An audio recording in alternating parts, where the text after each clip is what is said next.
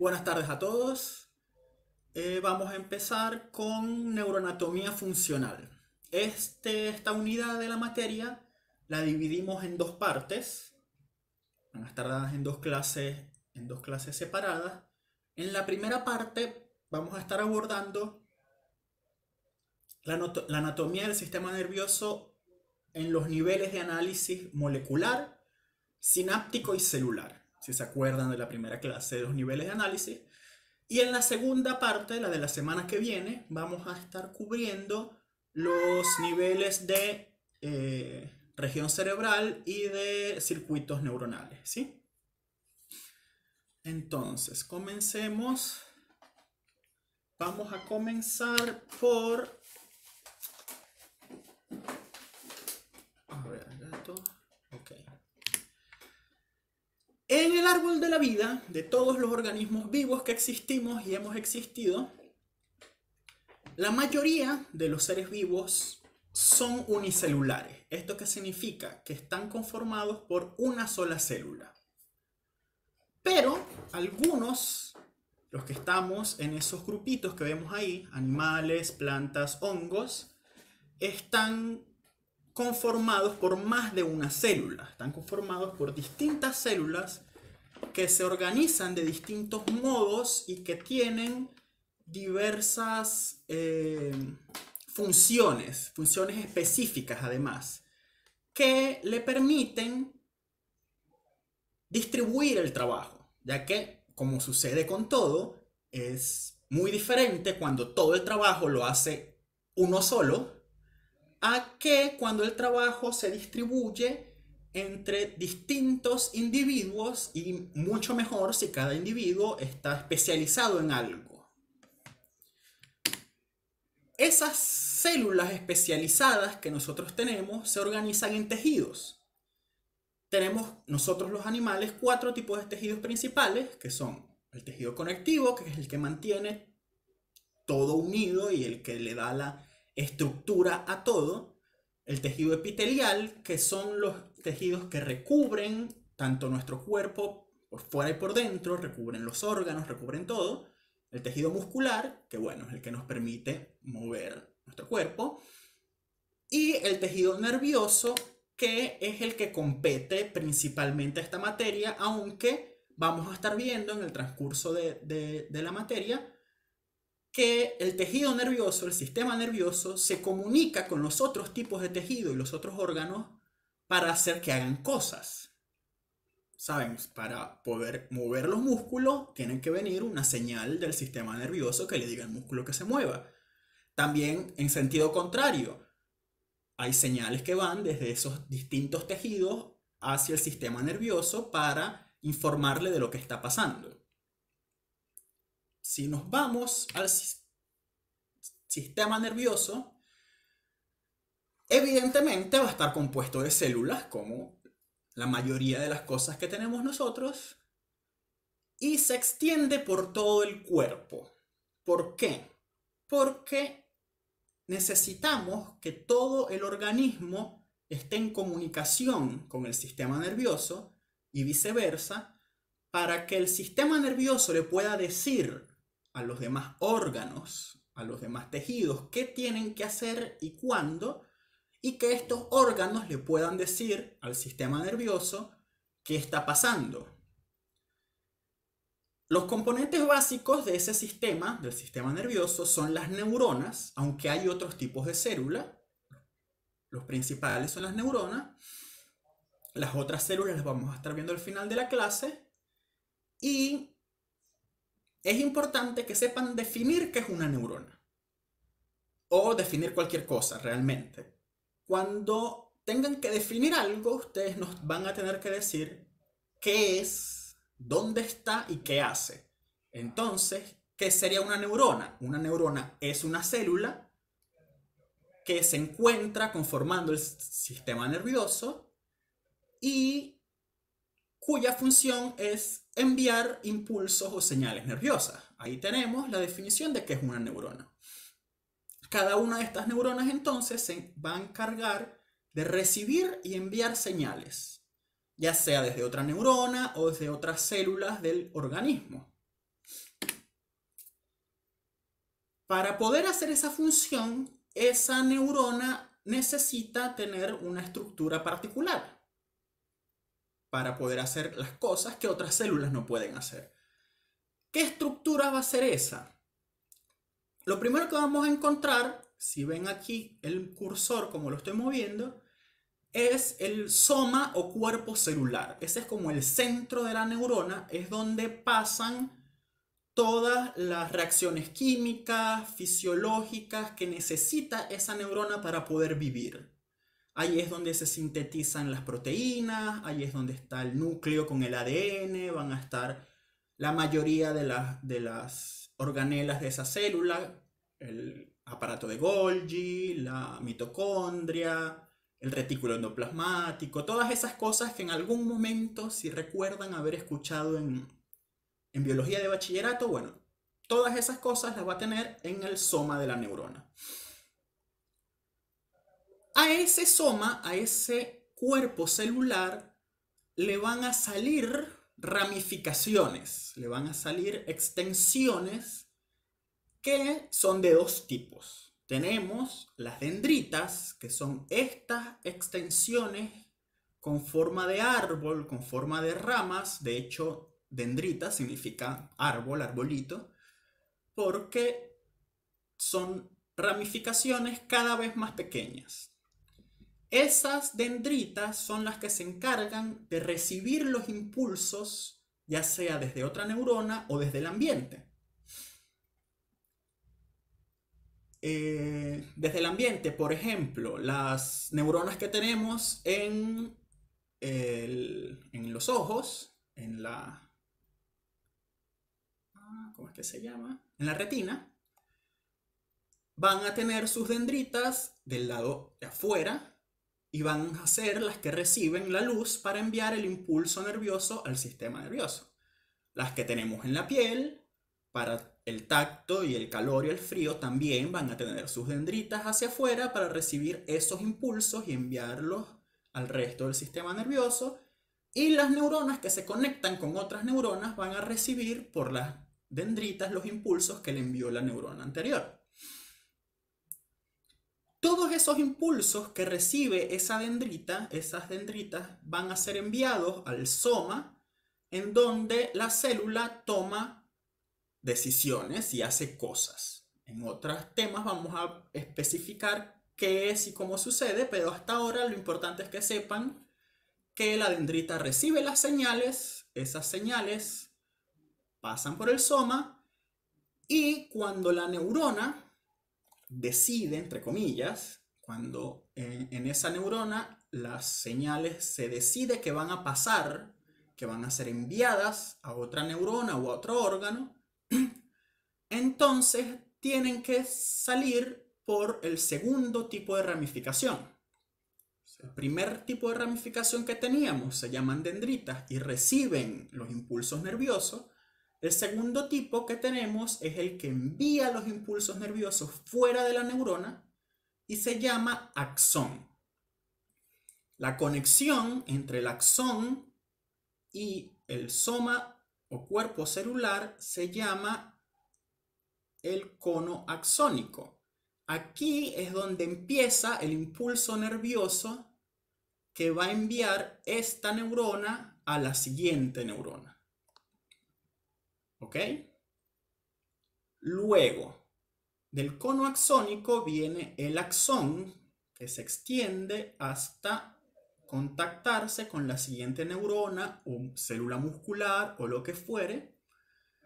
Y como el impulso nervioso en este nivel es de tipo eléctrico, es de naturaleza eléctrica, ese axón podríamos decir que es un cable. Es un cable que transmite un impulso eléctrico, una corriente eléctrica que va desde el soma hasta la siguiente neurona o la siguiente célula. Y de un modo similar a los cables que tenemos en la casa, que son el centro de metal que transmite la corriente eléctrica y una envoltura de plástico para evitar que esa corriente eléctrica se disipe en el camino, las neuronas van a tener esta cobertura que llamamos vaina de mielina. Son unas cubiertas grasas de una sustancia grasa que se llama mielina y hace las veces de ese plástico que recubre el cable, que es ser un aislante de esa corriente eléctrica para evitar que se disipe. Pero, a diferencia de un cable, esta vaina de mielina no es constante, sino que tiene espacios, tiene huecos. Y se distribuye en segmentitos. Y entre cada par de segmentos tenemos ese espacio, ese hueco que no tiene mielina y que llamamos nódulo de Ranvier. Entonces, la vaina de mielina y entre los distintos segmentos el espacio que se llama nódulo de Ranvier que no tiene mielina. El impulso eléctrico va a pasar por todo el axón hasta llegar al terminal axónico, que en sus puntas, en su parte más terminal, va a tener lo que llamamos botones terminales, botones sinápticos, que son los que se contactan con las otras neuronas o células, son los que tienen contacto con ellas.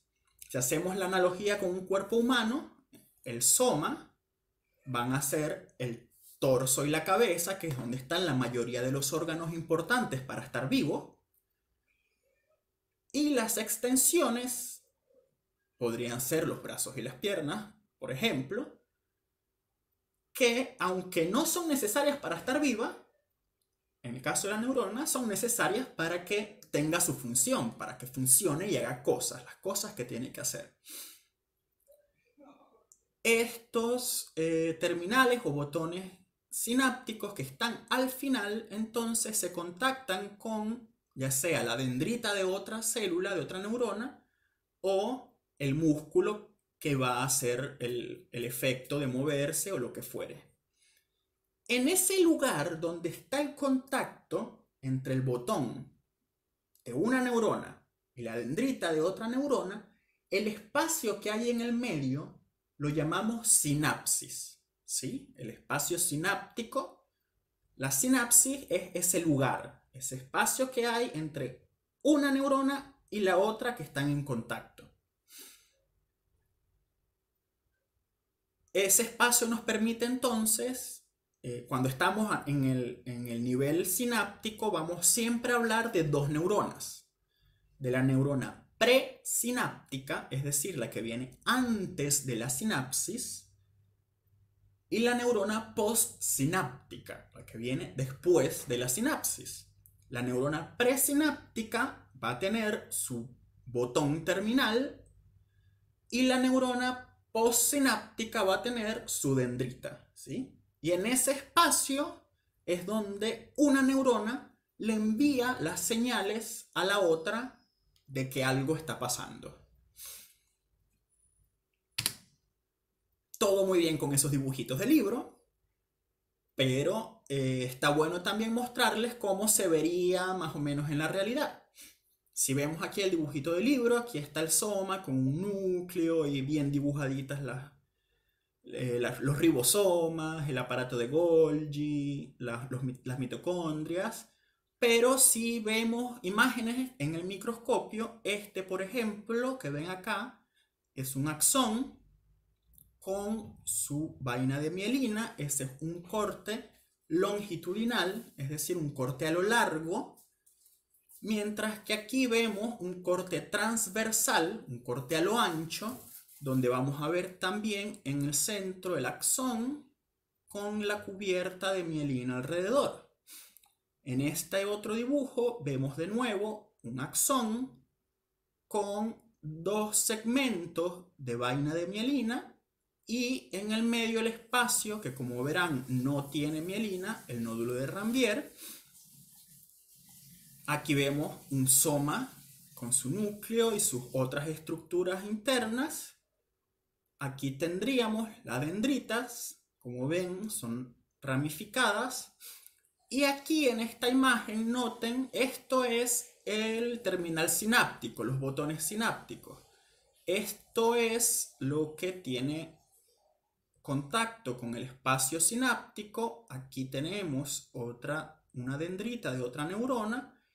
Noten que adentro de cada botón sináptico hay un montón de bolitas, un montón de pelotitas. Recuerden esas pelotitas porque las vamos a ver de nuevo adelante, ¿sí? Ahora, hasta ahorita, ¿hay alguna pregunta? Cuéntenme. Voy a ver el chat. Ok, chat. A ver, las preguntas anteriores. ¿Es una célula? Se escucha bien, perfecto. Bueno, ¿hay alguna pregunta hasta ahora? Sí, sí, en el parcial de hecho, después vamos a cargar una guía de preguntas, no la habíamos cargado hasta el momento porque no queríamos saturarlos, ya tenían bastante con lo de las variables dependiente, independiente, queríamos como que se centraran en eso y ahora sí después vamos a cargar la guía de preguntas de esta. Y sí, las preguntas son, aquí está una neurona, dígame cómo se llama esto, cómo se llama esto, cómo se llama esto. Y es muy importante que lo entiendan, que lo aprendan, porque en los siguientes temas, esto es importante para que entiendan los siguientes temas. Si ustedes no saben qué es un axón, qué es una dendrita, qué es la mielina, no van a poder entender lo que viene después. Así que estos dos temas son muy importantes, que aprendan los nombres, que se esfuercen por aprenderlos. Sé que son bastantes, sabemos que son bastantes, pero si no los aprenden ahorita, después les va a costar más los siguientes temas. ¿Toda la neurona está cubierta por mielina? No, solo el axón. Solo el axón está cubierto por mielina. La vaina de mielina, ¿qué función cumple? La de aislar ese axón para que la corriente eléctrica que pasa por él no se disipe, ¿sí? Igual eso lo van a ver mucho mejor en las clases posteriores.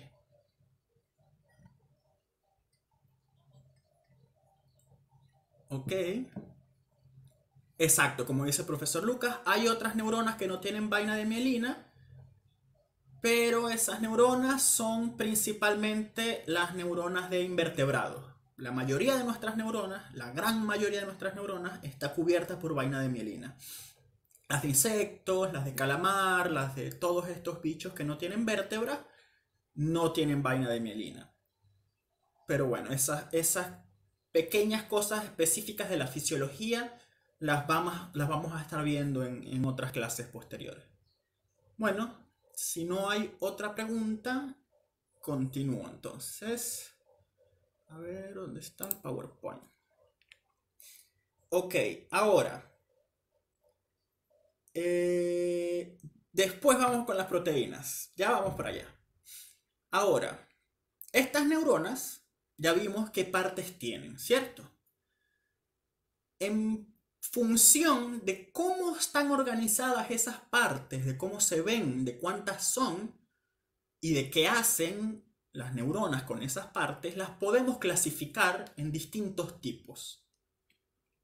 Por ejemplo, si las clasificamos por su estructura, por su forma, por la cantidad de prolongaciones que tienen, vamos a tener tres tipos principales. La neurona multipolar, que es la típica neurona que ven en todos los libros siempre,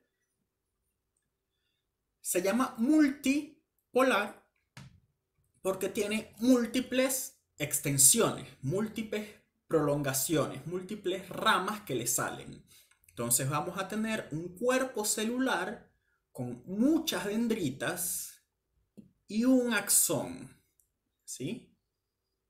Muchas dendritas, un axón multipolar. Estas neuronas se encuentran principalmente como interneuronas es decir, las que comunican unas neuronas con otras, y en las neuronas motoras, que son las neuronas que le envían la señal a los músculos, a las glándulas y a todas las cosas de nuestro organismo para que hagan lo que tienen que hacer. Luego tenemos las neuronas bipolares, es decir, que tienen dos prolongaciones. Una prolongación que termina en dendritas y una prolongación que es el axón que termina en los distintos botones. Principalmente son neuronas sensoriales que transmiten señales que vienen de los sentidos, el olfato, la vista, el gusto, etc. Luego tenemos las neuronas unipolares y pseudounipolares, van a encontrar los dos tipos, que son el cuerpo celular con una sola prolongación. Le sale una sola cosa, le sale un solo bracito, y de esa prolongación, de ese bracito, van a salir dos ramas. La rama central, que es la que va hacia el sistema nervioso, la que se comunica con el sistema nervioso, y la rama periférica, que es la que sale a la periferia, la que se comunica con los órganos, con los sentidos, con el ambiente. Porque estas neuronas también son sensoriales, de hecho la mayoría de las neuronas sensoriales son de este tipo. Entonces en la rama periférica es de donde ellas reciben la información del ambiente y lo envían luego por la rama central al sistema nervioso. Luego, podemos también clasificar a estas neuronas por su función, más que por su estructura. Ya habíamos estado viendo un poco cuáles son las funciones de cada una, pero aquí las clasificamos mejor como neuronas sensoriales, que son las que reciben los impulsos desde el ambiente o desde nuestro interior y los llevan hacia el sistema nervioso central. Ellas tienen dendritas largas y axones cortos. ¿Por qué dendritas largas? Porque ellas necesitan recoger la información desde el órgano receptor y por eso necesitan entonces que sus dendritas se extiendan más para llegar a ese órgano. Y axones cortos porque justo al lado de ella va a estar otra neurona que va a recibir esa información. Las neuronas motoras o neuronas efectoras son las que hacen lo contrario, las que llevan el impulso nervioso desde el sistema nervioso central hacia el órgano efector, que puede ser un músculo, puede ser una glándula. Esas son entonces las que cuando nuestro cerebro dice mueve el brazo, envían la señal por esa neurona hasta que llega a los músculos que permiten mover el brazo o la mano. Ellas tienen, a diferencia de las anteriores, dendritas cortas y axones largos. ¿Por qué? Porque ellas reciben las señales nerviosas cerca del sistema nervioso central, que sería el encéfalo y la médula espinal. Ahora imagínense, el sistema nervioso central le va a decir a los músculos de los dedos que se muevan. Esa neurona va a recibir la información aquí, muy cerca del sistema nervioso central, con unas dendritas cortitas para que alcancen ahí. Y después tienen que enviar la información por todo el brazo hasta que llega al dedo para decirle al dedo que se mueva. Entonces ese axón es bastante largo, ¿cierto? Y el tercer tipo que tenemos son las interneuronas. Son las que conectan unas neuronas con otras. Todas las interneuronas se encuentran dentro del sistema nervioso central. Son las que proveen el vínculo entre el sistema nervioso central las neuronas sensoriales y motoras, y tienen dendritas cortas porque la mayoría de las otras células que le envían señales están justo al lado, y axones largos o cortos dependiendo de qué tan lejos esté la célula a la cual le van a enviar las señales. ¿Ok? Aquí vemos organizados las dos clasificaciones. Vemos aquí las neuronas sensitivas, que como les había dicho son bipolares o unipolares o pseudo unipolares. Van a encontrar las dos nomenclaturas. Que sensitivas, bipolares, pseudo unipolares. Las del sistema nervioso central, las interneuronas que conectan con otras neuronas, van a ser multipolares, como ven, que tienen muchas ramificaciones. Mientras que las neuronas eferentes, las neuronas efectoras, las neuronas motoras, de nuevo, tres nombres distintos para decir lo mismo, lo van a encontrar de las tres formas en la literatura, en la bibliografía, para que no se asusten, para que sepan que son el mismo tipo de neurona. Y como ven, otra vez, multipolares con axones largos. Además de por su forma, por su estructura y de su función, también las podemos clasificar por su tamaño. Pero nosotros no vamos a ahondar en eso porque son muchísimas. Pero para que sepan que existe también la clasificación dependiendo de cómo se ve esa neurona. Y que tienen formas muy diversas y que dependiendo de la forma tienen distintos nombres. El ejemplo clásico, la neurona piramidal, que se llama así porque tiene forma de pirámide. Ven que tienen una extensión acá y las otras 3, 4 extensiones por el lado opuesto como si fuese una pirámide. Hasta ahora, ¿alguna pregunta? Vamos a ver aquí las que no haya resuelto Lucas.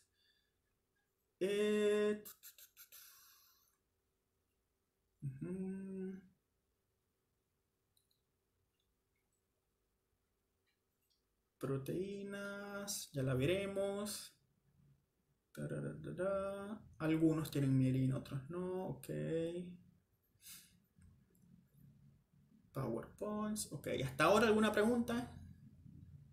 Es el momento.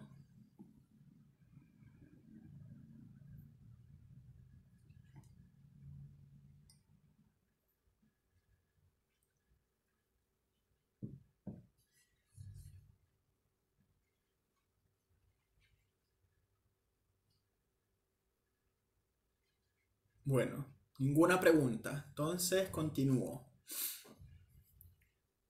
Volvamos a la transmisión del impulso nervioso. Porque hasta ahora solamente les dije que el impulso nervioso pasa dendrita soma axón y que en el axón es de tipo eléctrico, ¿cierto?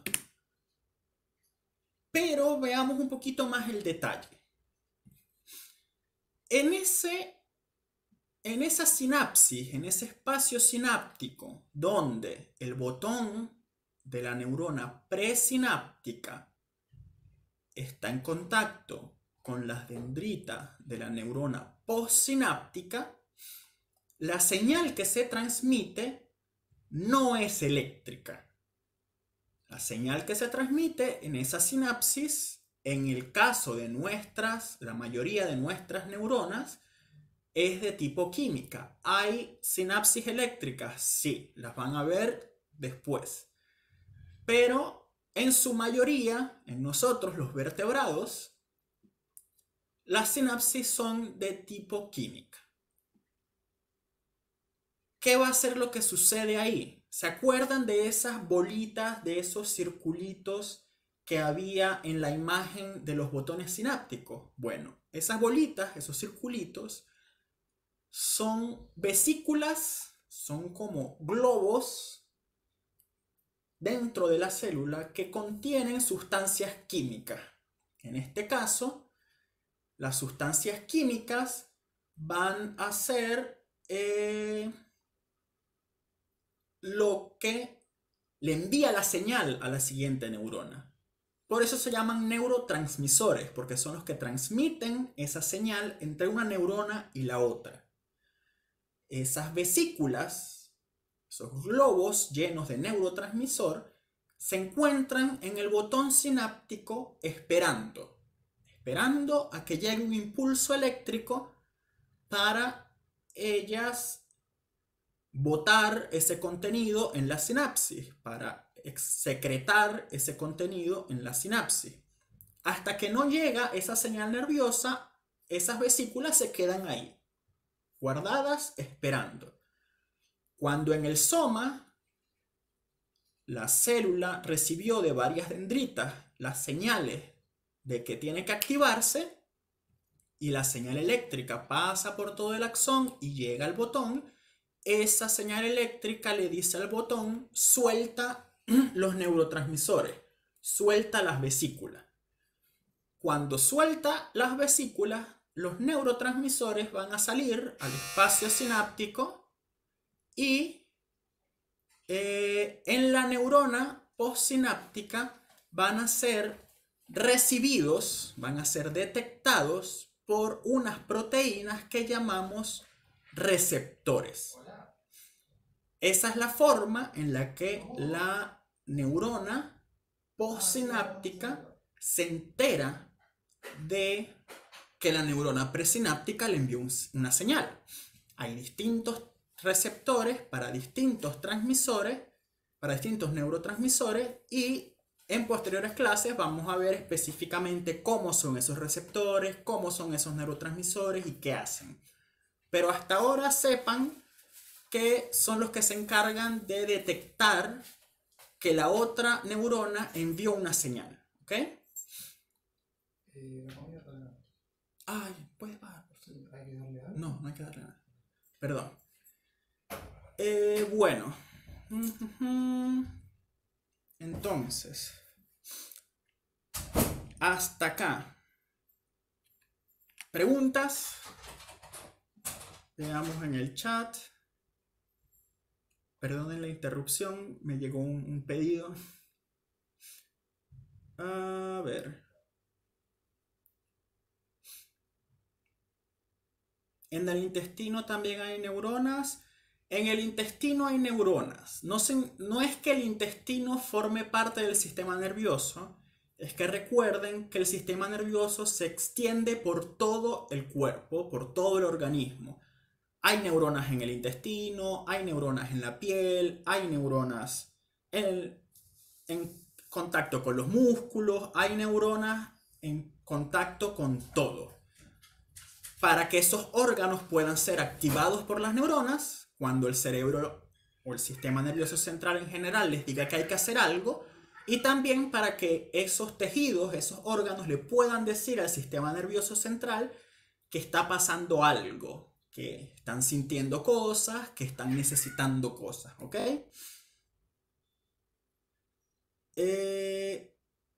La neurona unipolar, aquí estoy viendo, no te queda clara la diferencia entre unipolar y bipolar.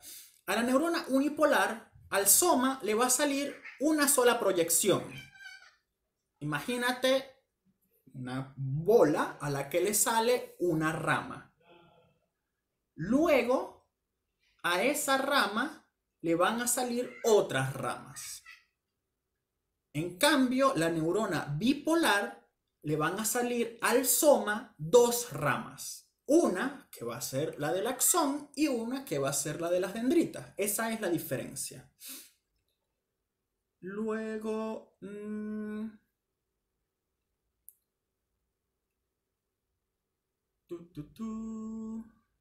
del ambiente o del sistema nervioso central, correcto. La serotonina, después vamos a ver exactamente la serotonina, los neurotransmisores, tranquilos, ya va a pasar. Bueno, alguna, estoy aquí revisando, esperando si hay otras preguntas. Bueno, continúo entonces.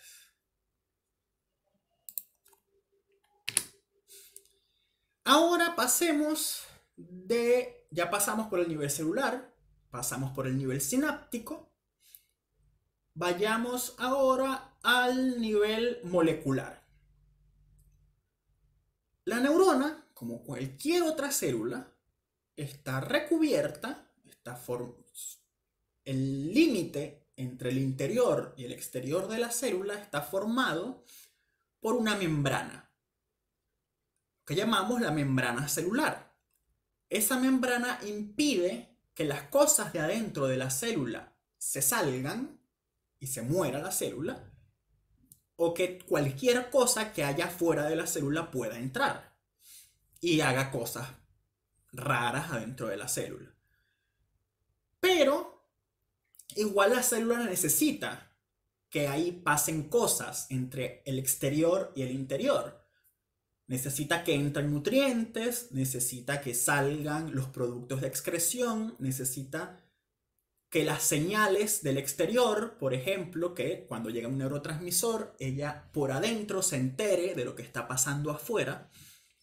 Entonces, para eso va a tener proteínas embebidas en la membrana celular, y esas proteínas son o las que permiten que entren cosas y salgan cosas, en el caso de los canales y de los transportadores, o en el caso de los receptores, de varios receptores, ellas van a sentir, a sensar por el lado de afuera cuando hay alguna sustancia química, cuando hay alguna perturbación, si hay luz, cuando son células que sienten luz, si hay presión, etc.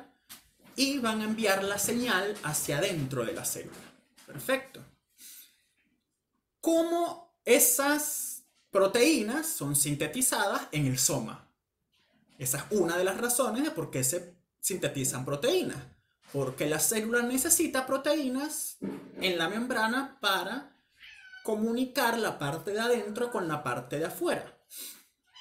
Además, también necesita proteínas en el lado de adentro de la célula para hacer todas las cosas que hace. Todo el metabolismo, el consumo de nutrientes, la fabricación de partes de la célula, todo eso lo hacen proteínas. Por eso es que es importante que haya proteínas y que sea producida en la célula. Vamos a centrarnos un momento en esa membrana. Esa membrana está formada por estas moléculas que llamamos fosfolípidos. Fosfolípido de membrana. Fosfo porque tiene una cabeza de fosfato, y lípido porque tiene unas colas, dos colitas acá, que son grasosas, que son lipídicas. Los fosfatos, ellos son hidrofílicos. Eso significa que les gusta el agua. Les gusta estar rodeados de agua y se llevan bien con el agua. Mientras que los lípidos, las grasas, como ustedes ya se habrán dado cuenta cuando ponen aceite en agua, el aceite y el agua no se llevan bien. Ellos no se mezclan bien.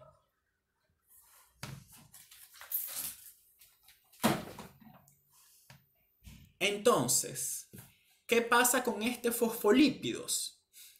Las partes grasosas van a estar en contacto entre ellas y las partes de fosfato, que son hidrofílicas, que les gusta el agua, van a estar del lado de afuera y de adentro. Si los vemos aquí, vemos cómo las colitas grasosas están hacia adentro y las cabezas de fosfato están hacia afuera, ¿ok?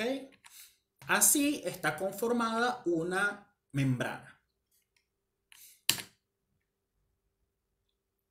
Ahora del lado de las proteínas, volviendo a las proteínas, esas proteínas que se sintetizan en el soma, en el cuerpo celular, primero tiene que venir la orden de que se sintetice, porque si la célula está produciendo cualquier proteína todo el tiempo, hay un desastre. Ella necesita saber cuándo va a producir qué proteínas y no puede hacerlo todo al mismo tiempo. Todas las proteínas que nosotros tenemos, y muchas otras cosas, además de proteínas, todas están codificadas en nuestro ADN, nuestro genoma, en nuestros genes. Ese ADN está en el núcleo, protegido de todo lo que pasa afuera. Porque es muy importante el ADN. Si el ADN se dañan todos los procesos que esa célula necesita desarrollar y la célula puede morir, puede volverse un cáncer, pueden pasar un montón de cosas. Así que se necesita proteger ese ADN y separarlo del resto de la célula para que no le pase nada. Por eso es que está dentro del núcleo. Pero cuando se necesita leer ese ADN para producir una proteína, no podemos sacar el ADN del núcleo para leerlo porque le pueden pasar cosas afuera. ¿Qué se hace entonces? ¿Qué hace la célula? En vez de sacar el ADN al lado de la célula donde se hacen las cosas, lo que hace es que transcribe la parte que necesita. Entonces, si por ejemplo se necesita producir esta proteína de membrana, este receptor de neurotransmisor, por ejemplo, un receptor de serotonina, necesitamos, dice la neurona, necesitamos más receptores de serotonina. Adentro va a haber una proteína que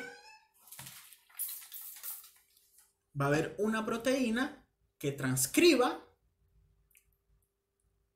esa información, solamente la que necesita para el receptor, y va a sacar ese transcrito, esa nota que hizo, la va a sacar afuera del núcleo. Como cuando uno va a una biblioteca y no puedes sacar los libros. Hay bibliotecas donde los libros no los puedes sacar porque o son muy antiguos o solo tienen una copia, etc. Cuando son muy importantes esos libros, ellos solo te permiten sacar copias o leerlo adentro de la biblioteca y hacer tus transcripciones en un cuaderno. Es lo mismo que pasa aquí con el ADN. Como es tan importante ese ADN y no se puede dañar, solamente se puede hacer un transcrito, hacer una fotocopia en la forma de otra molécula que se llama ARN. Ese ARN entonces sale del núcleo hacia el citoplasma, donde otras proteínas van a leerlo, van a leer ese transcrito que tiene las instrucciones para crear la proteína que se necesita. Entonces, en el núcleo está los genes, el genoma, se hace la transcripción en ARN, esa nota sale, ese transcrito de ARN sale del núcleo con las instrucciones que se leen afuera para crear una proteína, sí. Bueno, el gatito se puede poner bastante molesto. Ok. Esa síntesis de proteínas la van a hacer los ribosomas afuera. ¿Qué hacen esos ribosomas? Ellos leen el ARN y, dependiendo de lo que diga ese ARN, de las letras que tenga ese ARN, él va a producir, él va a juntarle un aminoácido distinto a esa proteína. Entonces va leyendo cada 3 letras y dice, ok, estas 3 letras son para este aminoácido. Pega el aminoácido. Las siguientes 3 letras, ok, el aminoácido 2, y pega el aminoácido 2 y así lo va haciendo. Es importante, ¿por qué?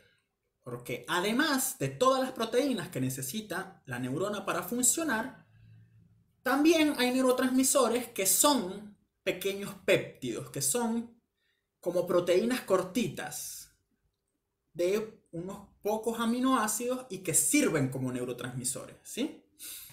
Así que no solamente va a haber la síntesis de las proteínas que la célula necesita en la membrana o adentro de ella para funcionar, sino que además van a sintetizarse algunos de los neurotransmisores que precisa para enviarle el mensaje a la siguiente neurona. Bueno, si vemos, el núcleo está en contacto con el retículo endoplasmático rugoso, que tiene un montón de ribosomas, que son esta cosa que lee el transcrito y crea la proteína. Entonces, del núcleo sale el ARN mensajero, los ribosomas del retículo endoplasmático leen ese ARN mensajero y crean la proteína, y esa proteína pasa al retículo endoplasmático liso, que no tiene ribosomas, y al aparato de Golgi, que ¿qué hace? Lo que hace es enviar las proteínas hacia donde se las necesita, adentro de vesículas. ¿Se acuerdan de las vesículas del botón sináptico? Bueno, muchas de las vesículas que llegan hacia el botón sináptico desde el soma salen del aparato de Golgi. Él se encarga de empaquetar las cosas y de enviarlas a donde se las necesita. Es como el correo central. A él le llegan las proteínas que se hicieron, o los péptidos y los neurotransmisores peptídicos que se acaban de hacer, y él se encarga de enviarlo a los lugares donde se necesita. ¿Cómo los envía? Porque si ustedes se imaginan una célula con un montón de burbujitas que salen, como ven aquí, esas burbujitas, ¿cómo llegan desde el soma específicamente al botón sináptico? ¿Cómo es que esas vesículas no se pierden o no se quedan trabadas en el soma en vez de estar en donde se las necesita?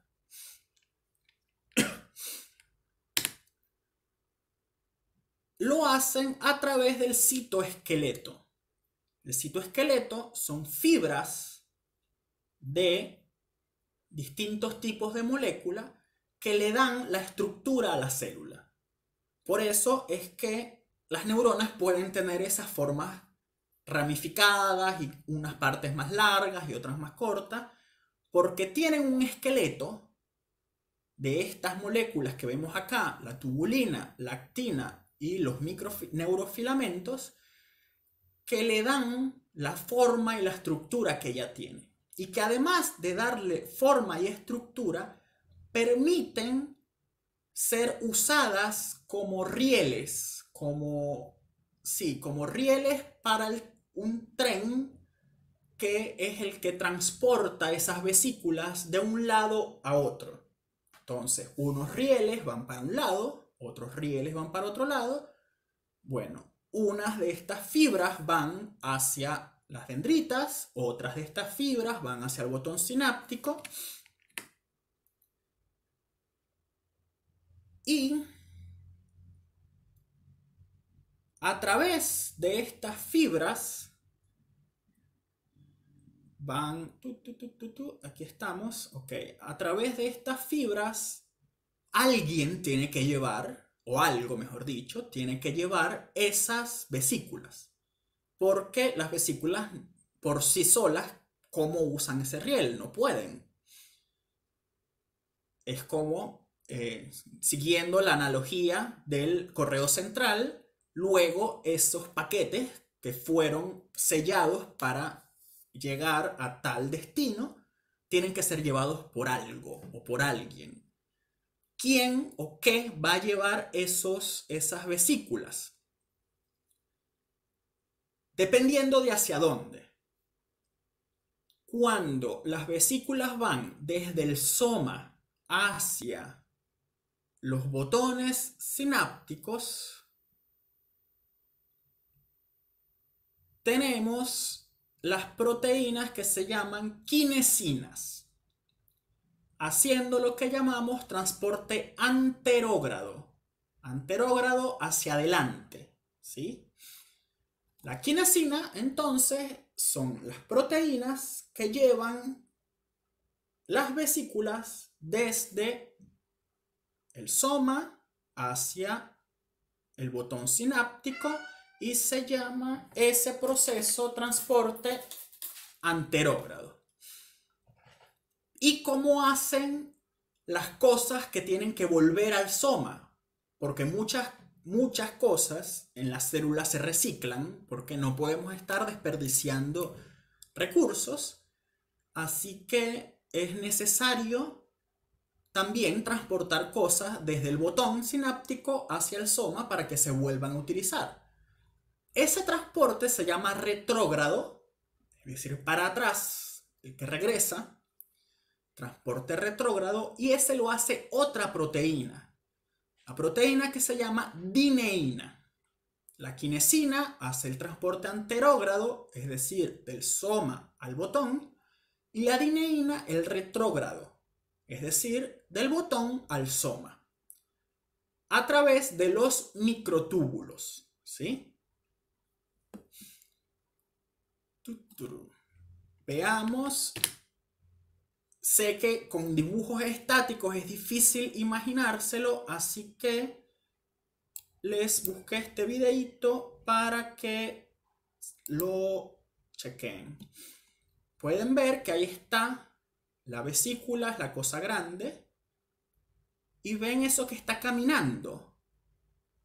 Eso que están caminando, aquí le llaman proteína motor porque puede ser la quinesina o la dineína, dependiendo de en qué sentido va, y va caminando sobre el microtúbulo. ¿Lo observan? Así es como se da el transporte de estas vesículas que van a tener adentro proteínas y neurotransmisores, y así es como se mueven de un lado a otro de la célula. No es que se espera que eso llegue solo hasta allá, no. Se llevan específicamente a donde se necesitan. Muy bien. Ahora saquemos esto y volvamos. Aquí tenemos entonces un esquemita de todo el proceso que les acabo de explicar. Desde que vamos al núcleo, la transcripción, la traducción en proteínas, va al complejo de Golgi, esas vesículas van a ir a donde se las necesita a través de la red de microtúbulos en el transporte anterógrado, van hacia el botón sináptico, luego las cosas que se necesita que regresen hacia el soma, sobre todo vesículas recicladas, mediante el transporte retrógrado, y ese es todo el proceso. Ok, hasta ahora. Dudas. El ARN, la definición del ARN. El ARN es una molécula que se parece al ADN, ¿sí? Se parece mucho y sirve como mensajero entre la información que hay en el ADN y que esta información pueda salir y pueda ser leída por los ribosomas, que son las proteínas que arman otras proteínas, además. Es el mensajero, es el que envía el mensaje, el que logra sacar esa información desde el ADN y se lo da al ribosoma, que es el que produce lo que tiene que producir. A ver. Los ribosomas, bueno, como dijo Lucas, son los que se encargan de traducir la información y sintetizar las proteínas.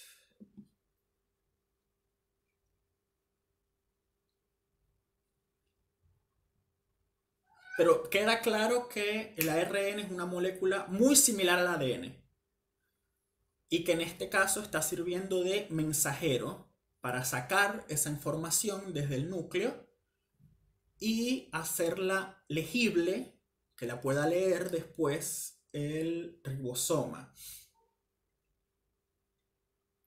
No son parte del ADN, salen del núcleo, pero no son parte del ADN, son como una copia. Es como sacarle una fotocopia a un libro y llevarte la fotocopia a tu casa para estudiarlo en tu casa. Exacto, como dice Luciana y dice Candela, el ADN no sale. El ADN es copiado en el ARN, que se le parece mucho, por eso es como una fotocopia, y es el que sale para que afuera se armen las proteínas.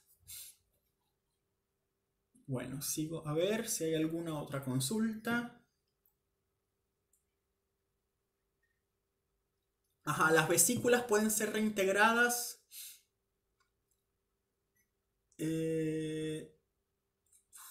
de otras maneras, además del reciclaje.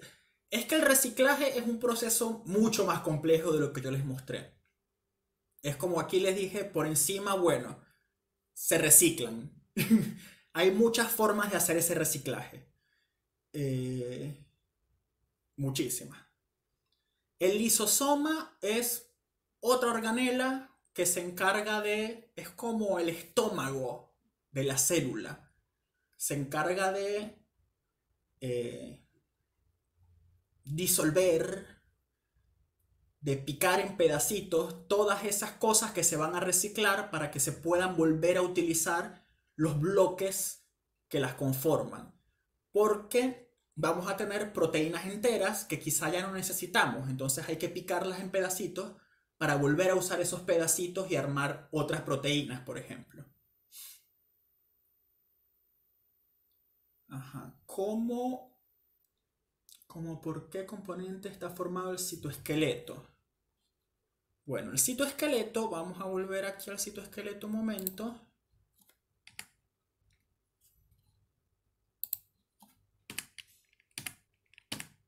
El citoesqueleto tiene tres moléculas, tres tipos de moléculas. La de tubulina, la de actina y los filamentos intermedios. ¿De qué está hecho los microtúbulos? De tubulina. Así se llama la molécula. Son unas proteínas que se ensamblan una detrás de otra y hacen una cadena. Por ejemplo, ustedes saben que el pelo está hecho de proteínas, en este caso de queratina. Bueno, algo parecido. Así como un pelo, son un montón de proteínas que están pegadas unas con otras, de modo que hacen un filamento más largo. Los microtúbulos van a estar hechos de proteínas pequeñas, que es, bueno, no tan pequeñas, de proteínas que se llaman tubulina y que van a estar unidas unas con otras formando ese filamento largo. Los microfilamentos están hechos de moléculas de actina, que también son proteínas, y eso, proteínas que se unen una detrás de otra haciendo entonces una cadena larga.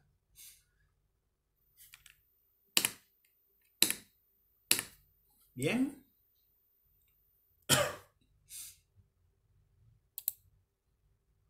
¿Vamos bien?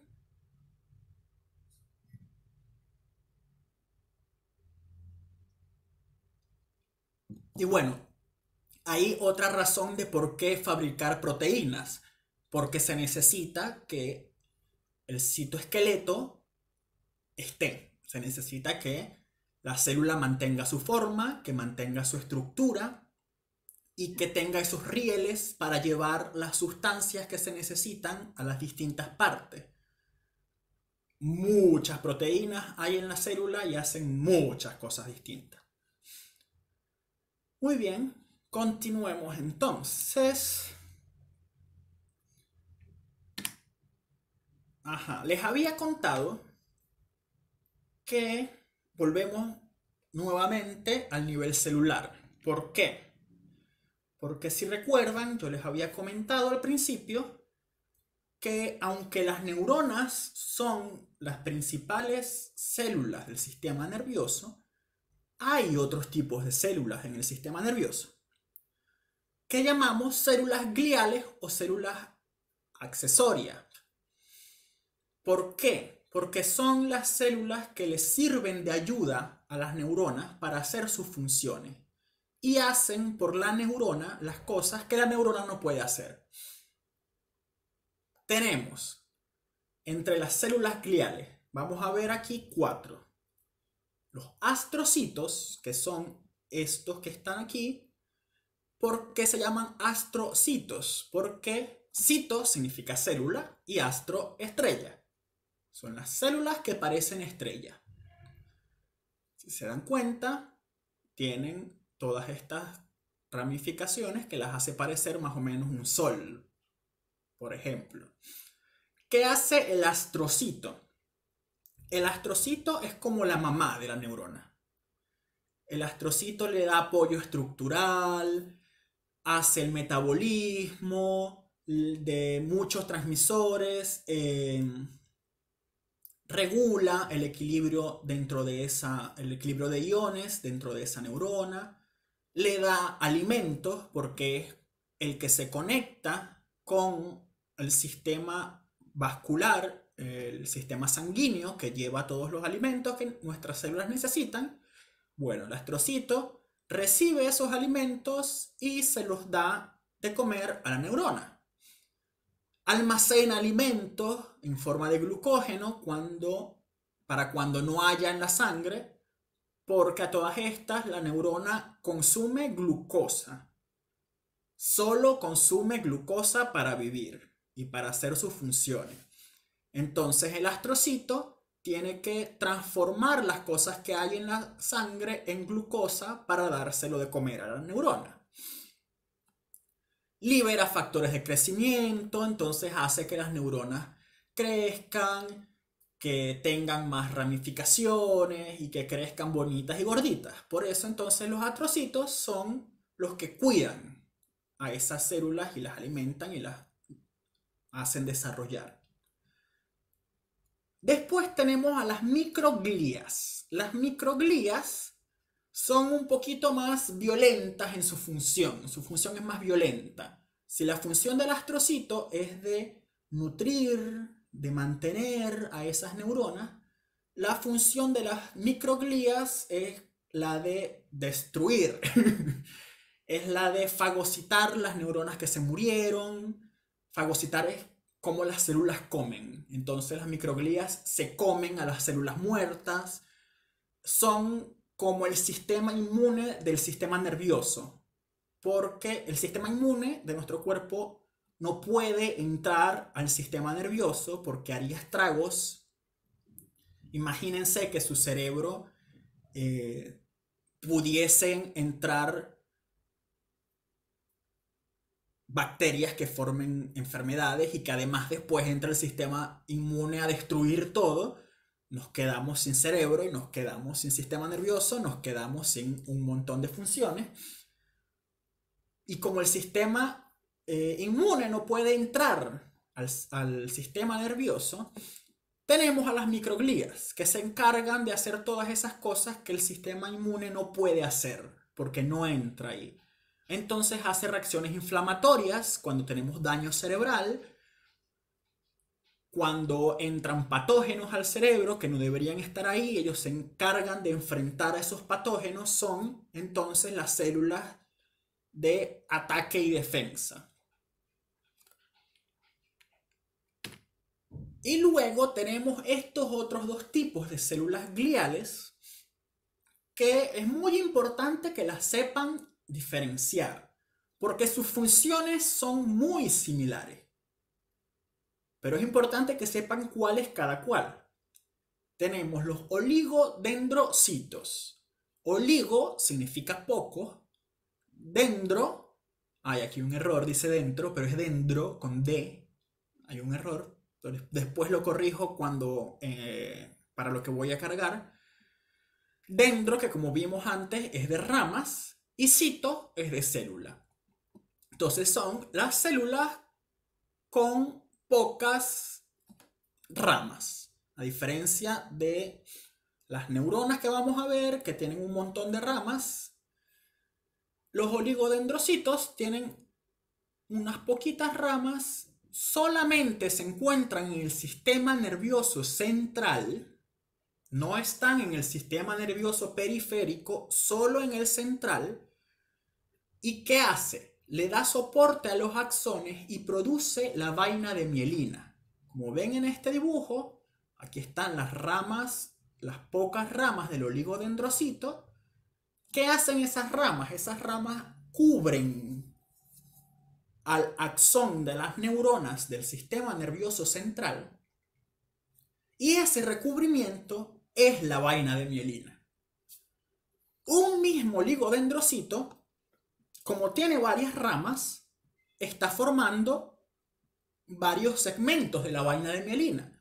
Y puede estar formando segmentos en axones diferentes. No necesariamente son en el mismo axón, como vemos acá.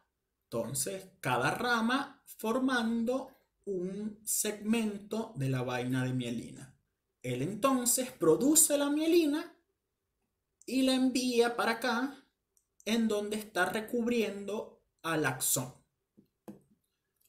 Luego tenemos a las células de Schwann. Estas están solamente en el sistema nervioso periférico, no están en el sistema nervioso central. La clase que viene vamos a ver cuál es la diferencia entre los dos, dónde está cada uno, pero ahora tengan esto claro, esto en mente. Si el oligodendrocito es el que provee de vaina de mielina a los axones del sistema nervioso central, la célula de Schwann es la que provee de vaina de mielina a los axones del sistema nervioso periférico. A diferencia del oligodendrocito, que tiene varias ramas y cada rama forma un segmento de la vaina de mielina, la célula de Schwann no tiene ramas, sino que toda la célula envuelve al axón, se le enrolla encima y toda ella forma un solo segmento de la vaina. Cada segmento entonces va a ser una célula de Schwann distinta, separadas por el nódulo de Ranvier. ¿Ok? Entonces, sistema nervioso central, oligodendrocitos son los que crean la vaina de mielina para los axones, y el sistema nervioso periférico son las células de Schwann. Perfecto. Y ahora unos dibujitos lindos de unas neuronas. Y bueno, consultas, preguntas, ¿cómo vamos hasta ahora?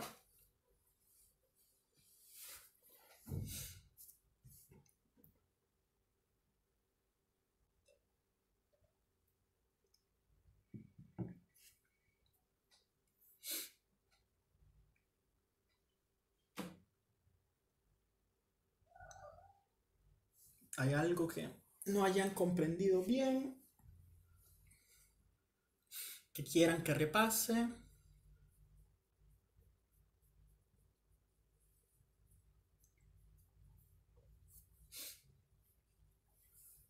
Correcto, Paula. Los nervios son axones cubiertos por células de Schwann, por supuesto.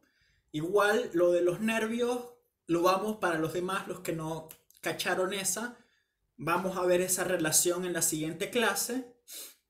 Pero sí, efectivamente, los nervios son axones largos de nuestras neuronas que están envueltas por células de Schwann. Si no se produce la vaina de mielina, pasa que no hay eficiencia de la transmisión de esa corriente eléctrica y se puede quedar a mitad de camino. Hay enfermedades que se deben o a que no se produce suficiente mielina, o que el sistema inmune ataca esas vainas de mielina y te quedas sin mielina en las neuronas, y eso hace que la transmisión de impulsos sea pobre e incluso nula. Entonces eso va a afectar obviamente un montón de funciones dependiendo de cuáles son las neuronas afectadas. De todas formas, esto en en más detalle de cómo funciona la vaina de mielina, de qué es lo que hace en particular, así como bien más detallado, lo vamos a ver en la clase de neurofisiología, si no me equivoco.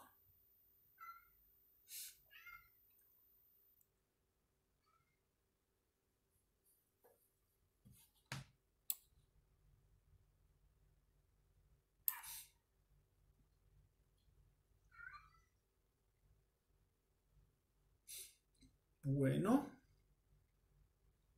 ¿más preguntas?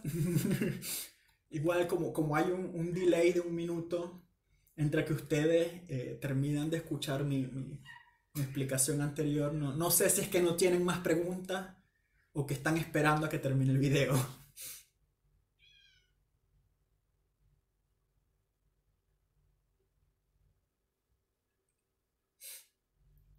Correcto, Martín. El sistema nervioso central es encéfalo y médula espinal. Igual, de nuevo, en la clase de la semana que viene vamos a estar viendo específicamente. Y el periférico fuera de la médula. Correcto. Ay, ay.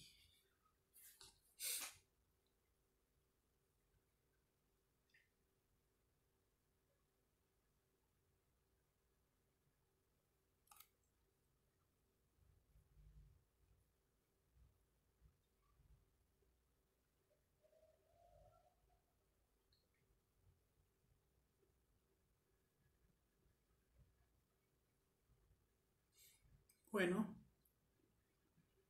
¿estamos bien entonces?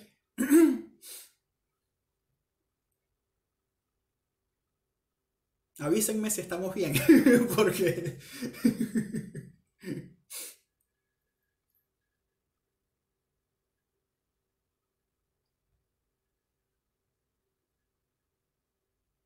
Bueno, asumo que estamos bien, que no quedaron más dudas.